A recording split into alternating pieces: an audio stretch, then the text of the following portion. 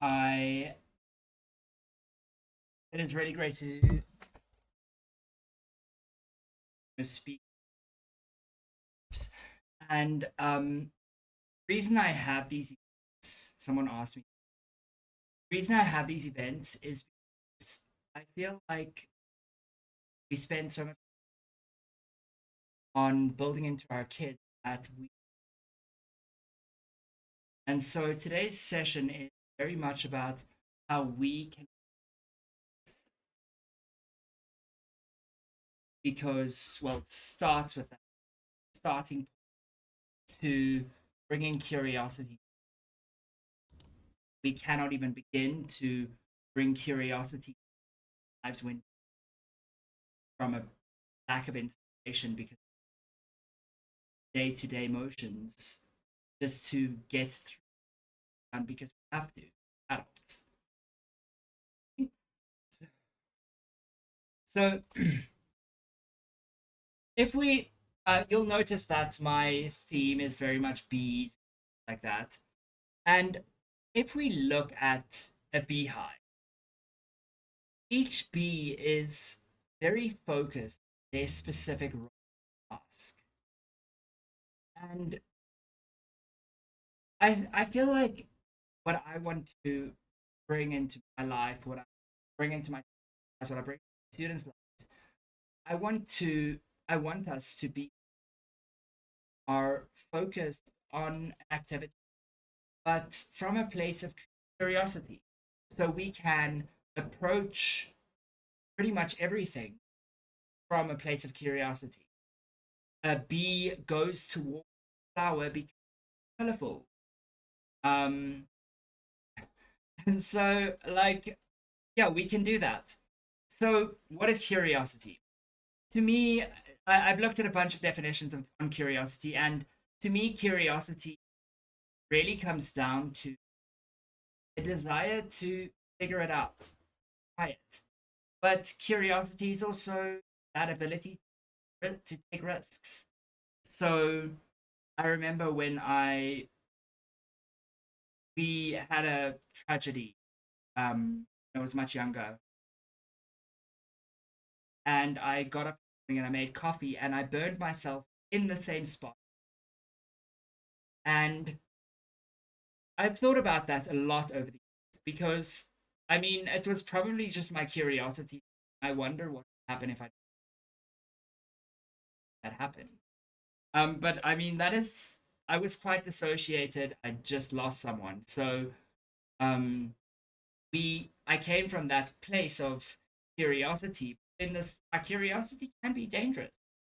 And so we grow up in a world where we are prevented from curiosity and cause our curiosity. Um, and so when I say curiosity specifically, what I'm meaning is literally anything that I'm interested in. I research, and there is nothing that is too unimportant to research. Nothing that my kids are interested in is unimportant because the point of learning is to do an learn. And yeah, I'll get into that later. So the beginning of a curious student, a curious approach to Cambridge English, I think, or Cambridge as a I say Cambridge English, I teach English. But the beginning of curiosity, um, when we come to exams, is really us as parents having that curiosity. So when a beehive can only thrive when the queen is strong and late. But and so our household too are only strong when our we as parents have that vibrancy, and our children only learn when our curiosity bring life. And so we can't be like you, we can't tell them that they must learn when we are. And that doesn't mean that we must learn what they're learning, because honestly, I do not care about some aspects of and I don't need. I am interested. I'm interested. And so the thing is, we need to bring that curiosity, expecting. So as parents, it becomes difficult to nurture our own. I need to child with maths. I need to help my child to read this book. And so everything we do becomes built around learning what our children. But I want to challenge myself as well. Let's be let's be our children. And so if we children sit and work 8 hours, fine. But if they are going to work 8 hours, only do what they're, I feel like that lacks. And especially as homeschoolers, we are able to bring things to our children, um, like curious and exploring different. I got silkworms for my kids, but I got silkworms for my kids because they asked how it worked. They asked how how like the silkworm cycle works and things like that. And so we're exploring that. But I'm not doing silkworms as okay, now I must do this because I find it interesting myself. I find how it's interesting. So my son and I were looking at video. And so the thing is, we need that our children can follow. And so how do we build our own?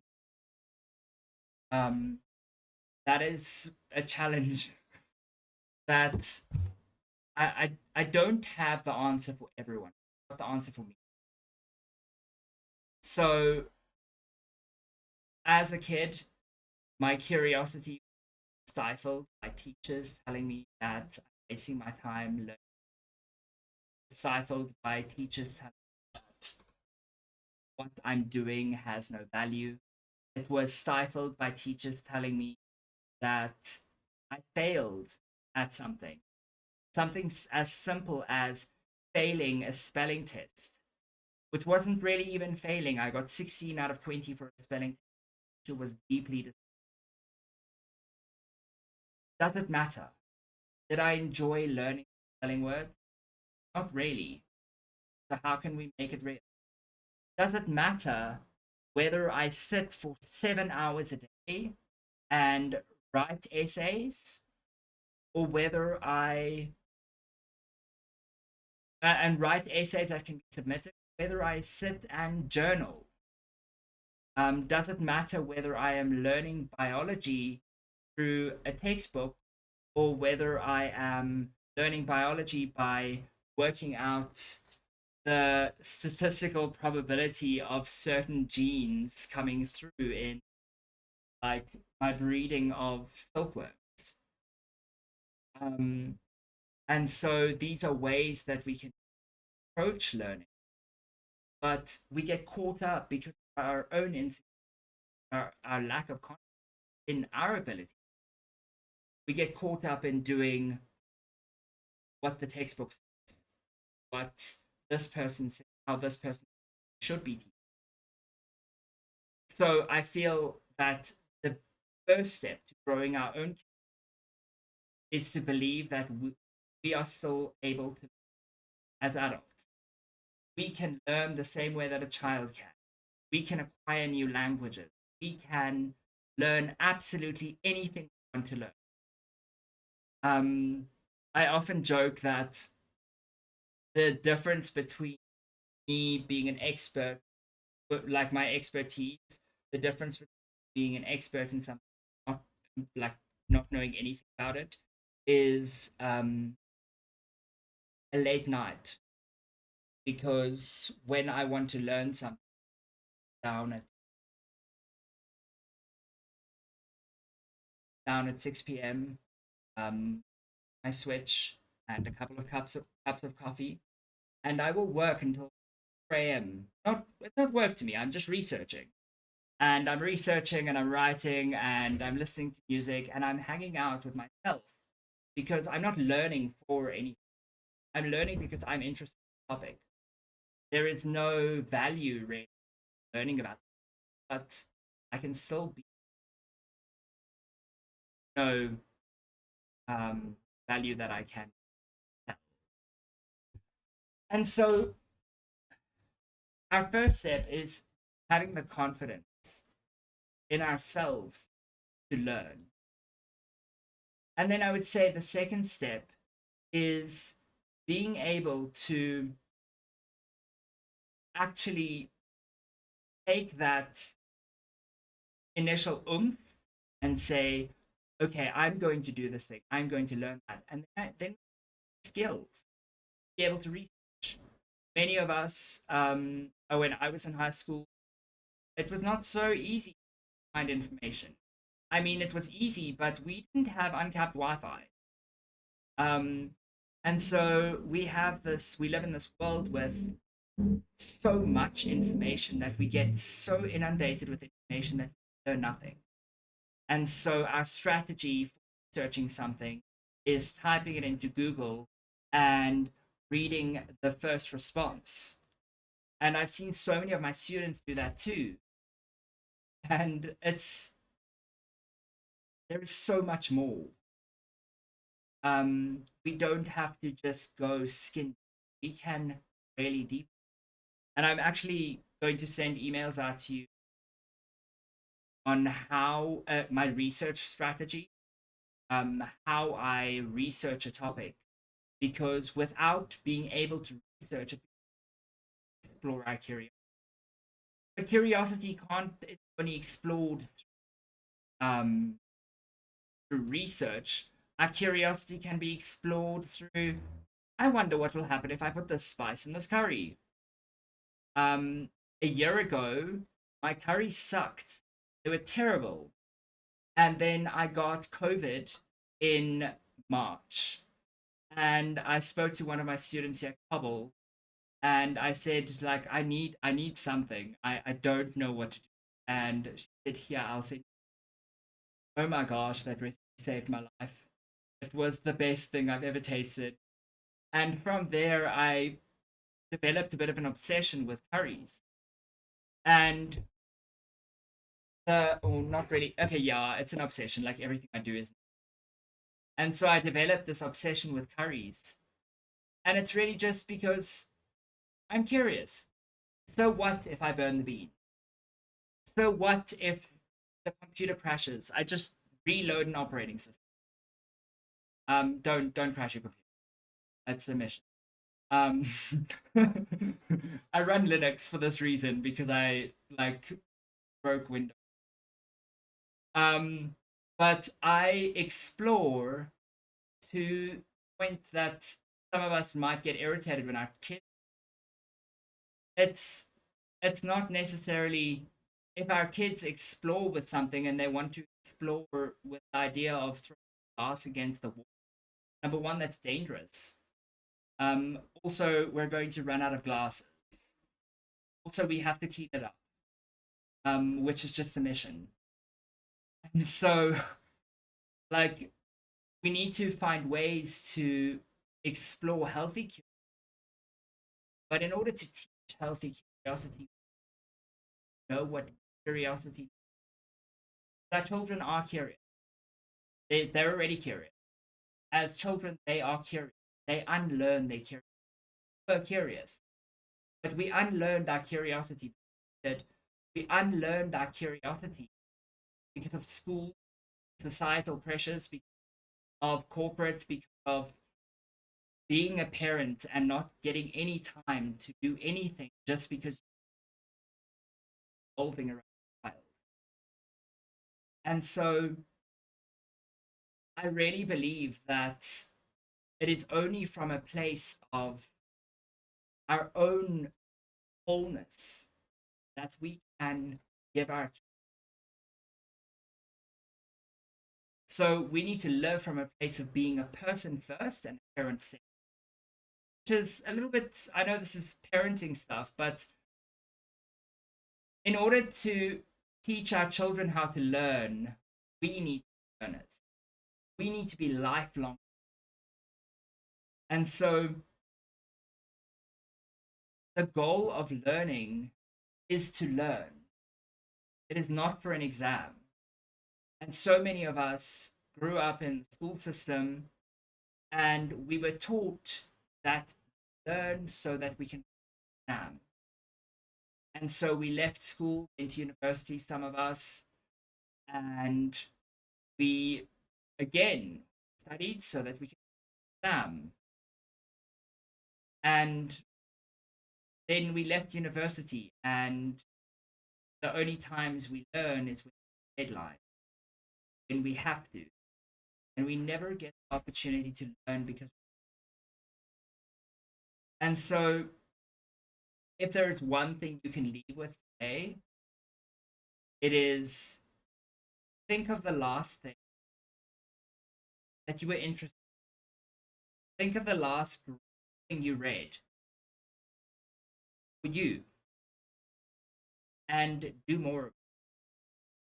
I My kids are now at an age where I can leave them at home. So I can leave them at home. I love art. I love art galleries. And I tried taking my kids to art galleries.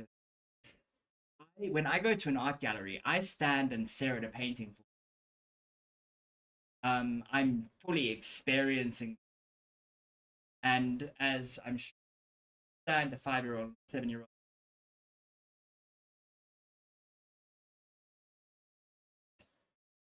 And so we need to grow our own. So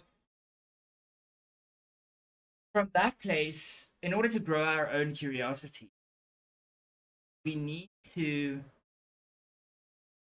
understand what the barriers, and these are the barriers for us and the barriers for our children. Moving more into our children. So I have this image. I love the bee image. So standardized schooling, many some here are doing standardized schooling. Many So standardized schooling can feel a lot like a single file.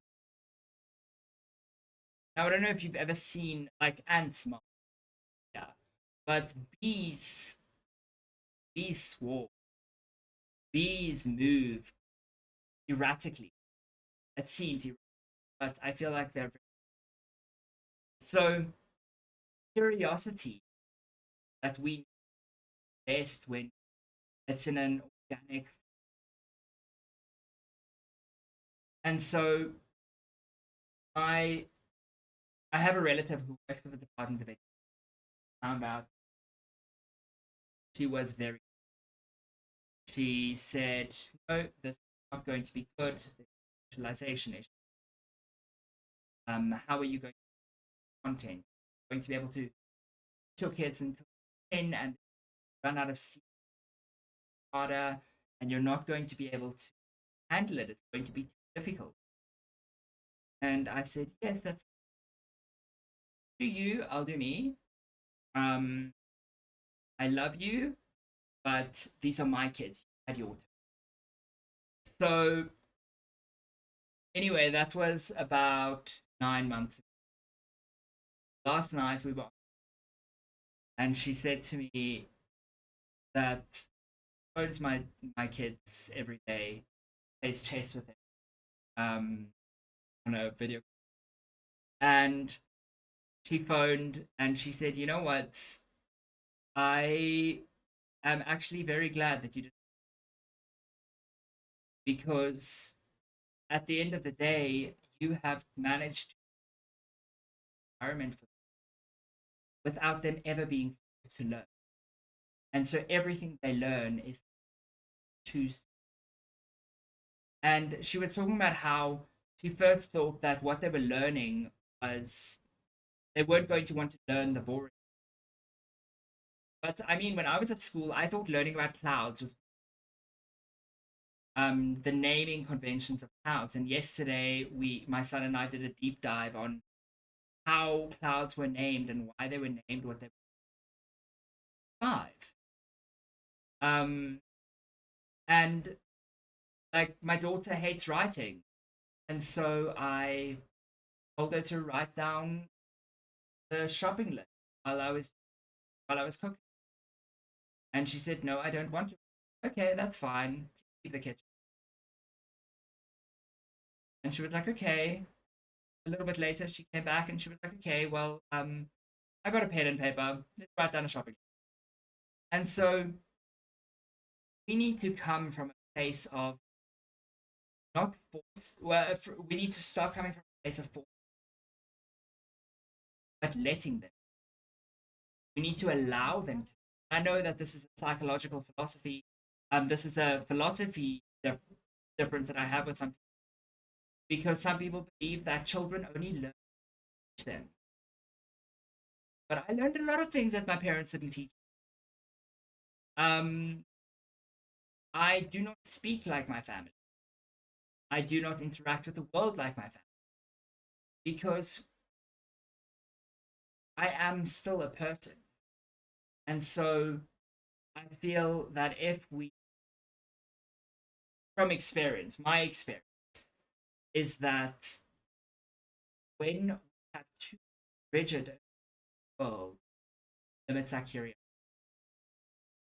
And so when we try to add rigidity, to believe in structure and schedules, but I also believe that if I'm going to set up a schedule that they need to be on board with, if I am going to teach them maths, they need to be in the right headspace to learn math. And so it's the same for me. Imagine if someone told me, Renus, you absolutely have to learn right now how to, let's think of, I'm not,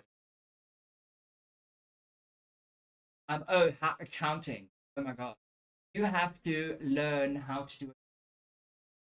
My dad gave me a book last, and I will read.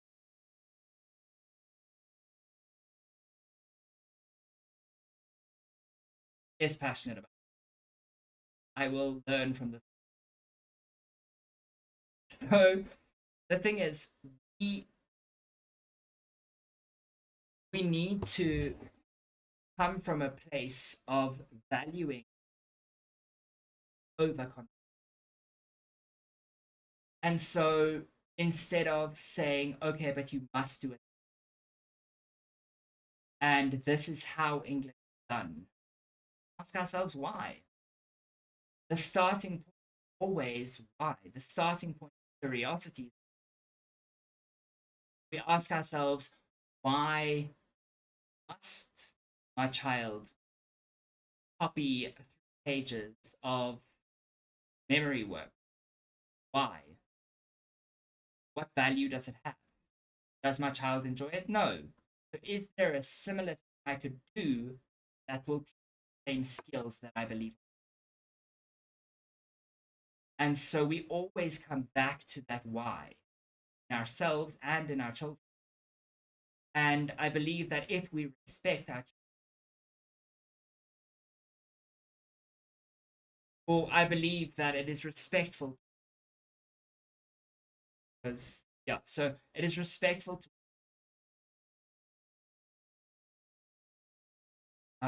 which is maybe a wild idea. I don't know a lot of people, but for me, my kids, my daughter wants army today, and so she hours. It's great.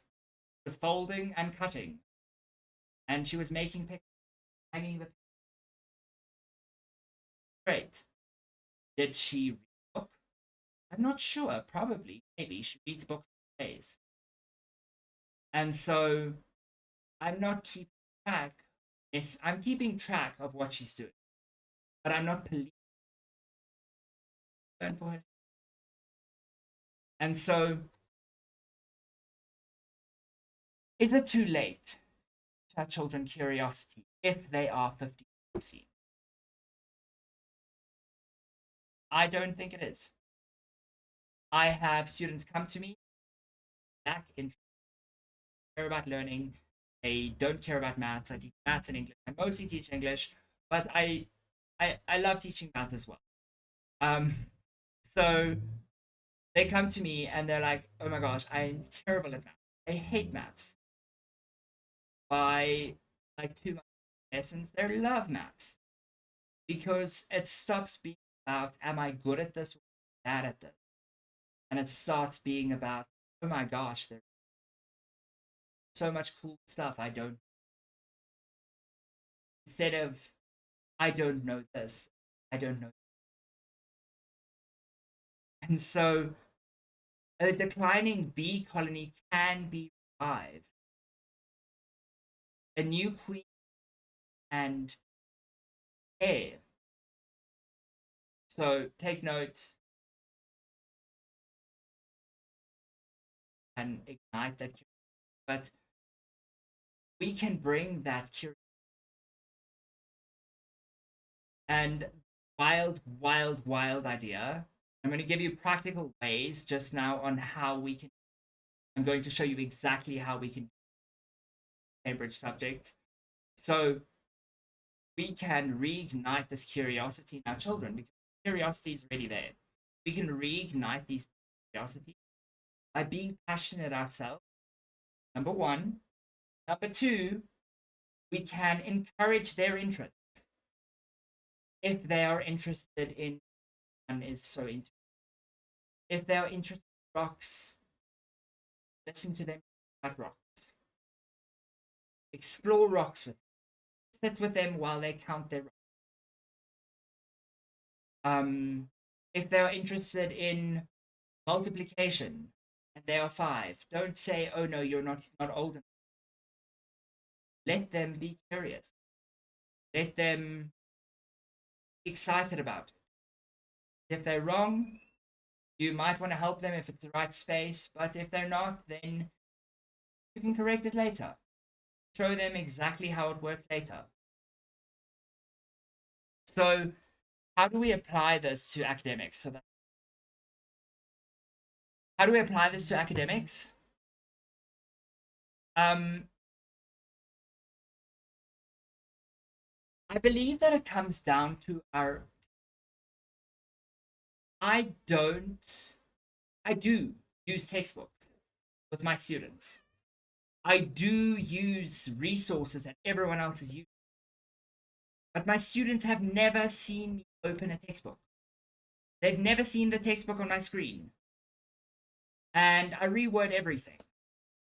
Even if I copy and paste something directly out of the textbook, they don't even know. Because I never paint it as a textbook. I paint it as an idea. It is an idea. It's an exercise that we're together. It's something we're figuring out. It's something we're exploring. I'm not the expert. I am an expert, but I am not coming as the expert subject. Today, my students, like my IGCSE students, need to.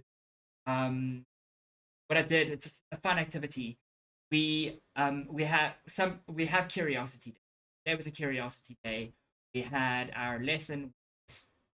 Basically, we read a text and then we took one quotable out of it, like one sentence, like super quotable, and then we put it in our forum, and then they took it. I told them, okay, now only after they did that did I tell them, okay, now we're going to take this and we're going to take it out of context. I wanted to teach them about context. So I said, okay, let's take it out of context. Now take this sentence and make it mean totally different by putting it in a different. same exact sentence, but put it in a different context. So change it. And so it wasn't just them doing it. I did it too. I had a cool little thing. Mine was about bees because bees are a thing at the moment. And so I had a cool little thing that I wrote, and they had cool little things that they wrote. And so we could like look at that and it was fun. And they don't even know by the end of it exactly what they learned.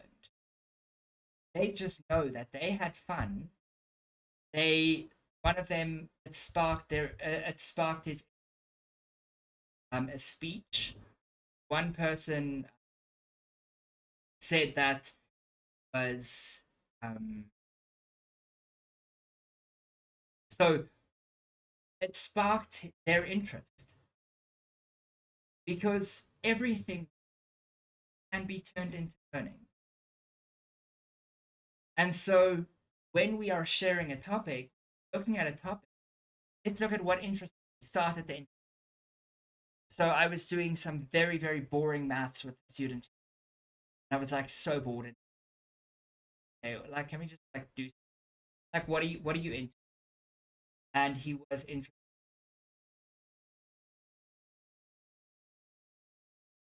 Oh, he was interested in protein content, different protein content and protein quality, different types of protein.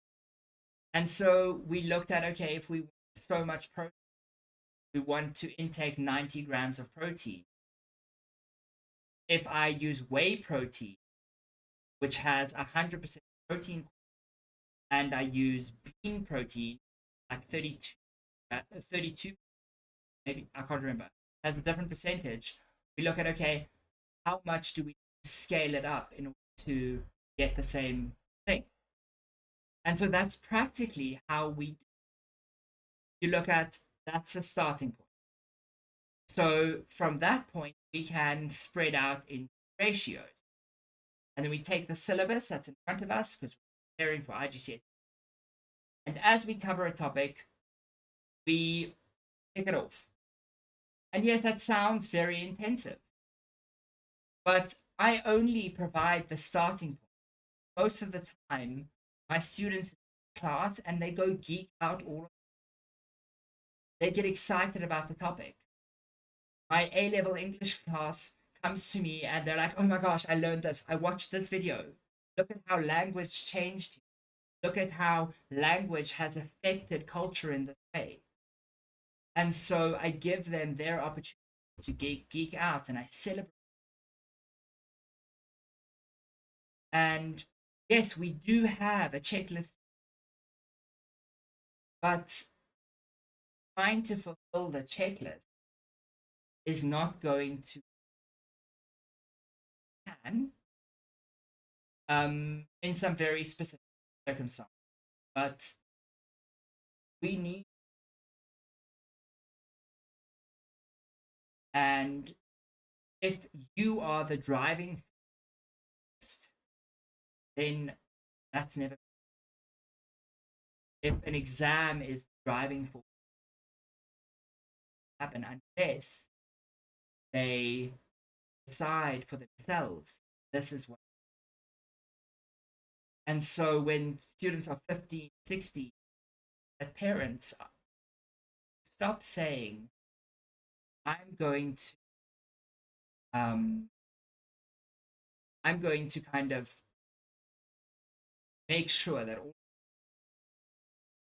but rather let children take responsibility. And I have seen what I've said to this: you take responsibility, and I will back you up. Those students, not just in exams, but they've gone on to university. I had one student, his mom, I started with him 50, and his mom take the reason. Um, we are backing journey and guiding his. And it was wild for me because I hadn't seen very many parents do that. Like back the child and he went on. He was struggling with maths and finished school. Like I was helping with maths, and we finished. He finished school, and then he went on university. And after his first year of studying, he not a guest lecturer for maths, and it was amazing. And then there was one point that I needed an accounting teacher, and I was like, you know what? I need your help. Like, you are an accounting buddy. So please come teach my students accounting. And yeah, so we can explore all of these all of these ways of if we just let down our own anxiety around whether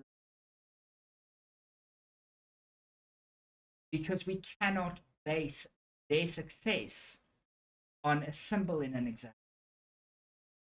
Because I have seen people 90 have no one go on to university and they do well at university. But when it comes to life, their relationships are terrible. They cannot actually apply anything. Their jobs cannot get. They don't know how. School is about learning, about learning, and the things we. So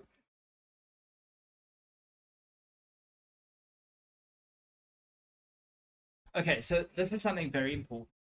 Um, I learned a lot of what I learned about my pedagogy. Pedagogy, for those who are not in the know, pedagogy is like your philosophy of. So my pedagogy is very much based on.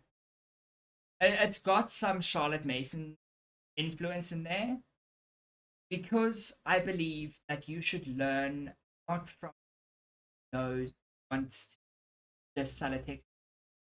You should learn from someone who's expert in what they want to do. And so there are some people who write textbooks and they're just like wonderful. They're like an expert in their subject.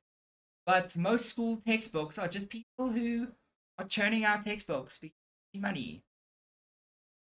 So it's okay to need money. It's okay to make money. But when our focus is all about just getting the content instead of passionate, don't we lack the passion? We struggle to learn. And so I think the biggest change came when I stopped trying to from and from and I started focusing of my effort on this person expert at let me learn when I want to learn about bees. I have a book about bees. I have thousands in my house. My dad often tells me that I've got but books are just something I love because someone really had to go through a lot to publish a book. Whereas publishing a blog post.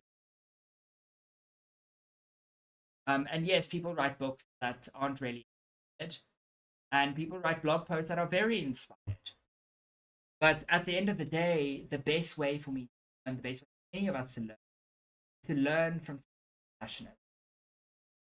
And so instead of saying, okay, I've got this English concept, I've got text analysis. So let me go learn from someone teaching exactly my subject at my level. Let's go learn from what experts have said about how to analyze text. What is language? Let's explore it. Let's go beyond the text.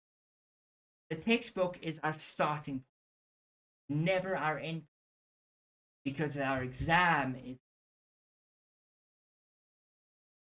is not, it is just something it's something along the way. Because we are not on an A level journey on IGC, we are on a, those are just things along. So I know a lot of what I said today is probably,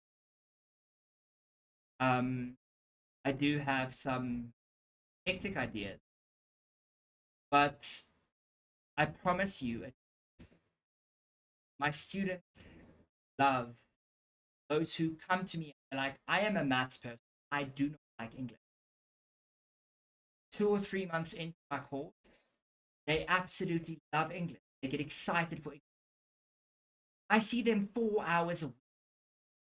Um, and so I see them 4 hours a week. Some of them, I only take holidays at specific times, and so sometimes they come to class in their school holiday. So I tell them that they come to class in, and it's not because I'm super cool, super special. It's because I have an, and my approach is respect, curiosity, or mutual respect, curiosity, and grace. I have grace if you're struggling with what in the head. Okay, don't do the work later. Send me a message. Um, tell me help with any. Watch the video, but we need to be gracious.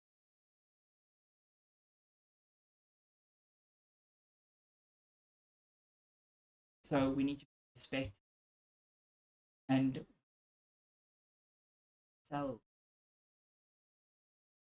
And even if you're passionate about car science, but even if you're passionate about car science, turn it into something that's part of the syllabus. Doesn't need to, because this is something I didn't want to say, but I'm going to say it.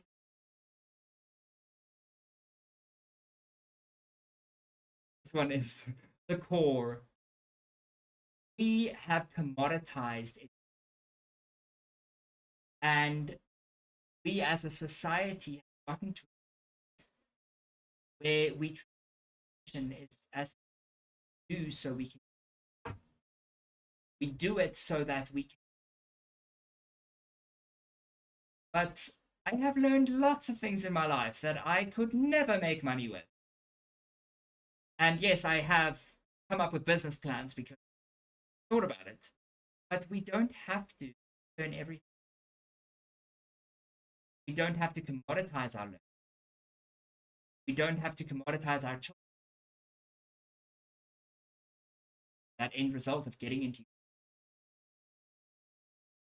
let them learn, let them milk the goats, breed the lambs. And so, yes. So, in conclusion, beehives exemplify work, and curiosity binds us in our shared human.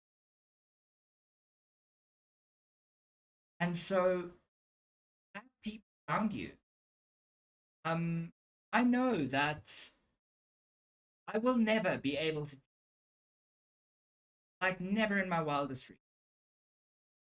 Just not because I can't learn it, but because I do not care enough about it to learn it. I really, really like it. It seems archaic. So I won't be able to. But I have people in my life who can. I know some great tutors if I, well, but there are people who are passionate. And so share your passions, share their. And so before go out and say, child, my child, you curious. We should go out and ourselves. How am I going to show up for my own career? So I'm going to send everyone who RSVP, and I'll send you the. But I will also be sending. I'm going to send you 3 days of prompts, and then you can sign up if you want more, if you like them. But I'm going to be sending you daily. Like I'm going to send you prompts to kind of get you thinking. So that we can grow in our curiosity, so that we can bring that home. Yeah, it isn't. Give yourself months of concerted effort every day. Think why. Ask yourself, why is the sky blue? Many of us know, but why is the sky blue? And then when you find that answer, going, going with your curiosity, let it go. Rabbit holes, going down rabbit holes, studying a topic, bad thing. We are not wasting time, spending. So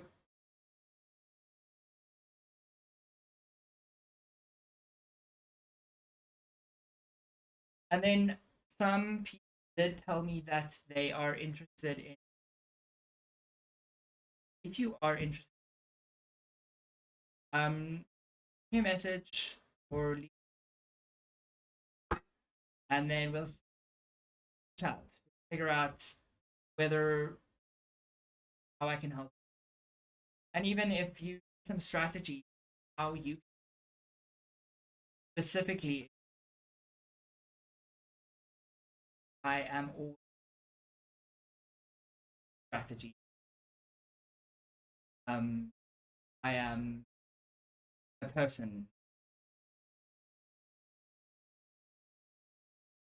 offer this my community. I don't have these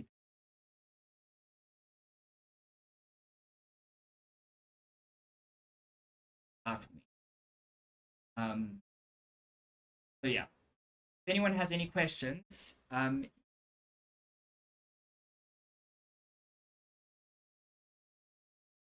then that